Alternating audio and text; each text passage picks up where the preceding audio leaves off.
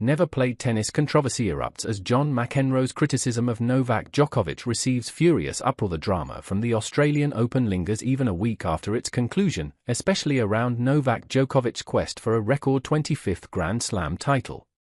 His hopes were dashed by a hamstring injury that he sustained during his quarter-final match against Carlos Alcaraz. Despite his determination, Djokovic withdrew from the semi-final against Alexander Zverev, leading John McEnroe to suggest that the injury was merely a routine tactic to gain an advantage.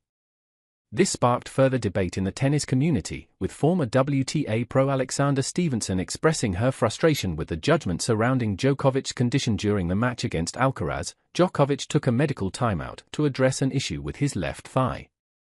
At that moment, McEnroe stirred the pot by implying that Djokovic's injury was just a tactic, stating, "This isn't the first time we've seen this routine from Djokovic.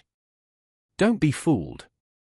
He even noted that he expected Djokovic to pull something like this.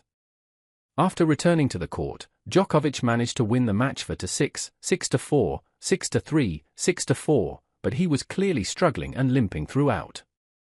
Speaking on the Serving Aces podcast alongside Roman Prokes, Stevenson emphasized that playing through injury is far from easy. She said, "Why are you questioning him? Look, when you get the first part of a tear or the first part of a strain on the court, you have adrenaline. You can keep going." He finished at 1 a.m. in the morning against Carlos Alcaraz. There was just no way with that injury he was going to recover to play Zverev. While Djokovic did return after the timeout and won against Alcaraz, it didn't erase the struggle he faced. As Stevenson pointed out, for people that think he faked it, they've obviously never played tennis and gotten injured in a match.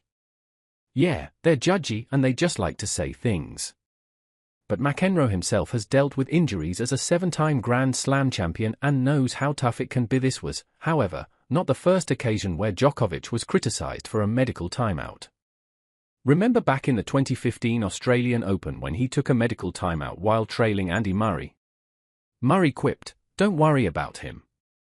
He does it all the time," before Djokovic came back to win. Even after the quarters at this year's AO, Alcaraz commented that he didn't know what to believe, saying, "I'm not saying, he made a show. I'm just saying that, I don't know. It's obvious and everybody saw it, that he's struggling in the second set. Then the third and fourth set he showed he was really good." Djokovic's reaction this time was different.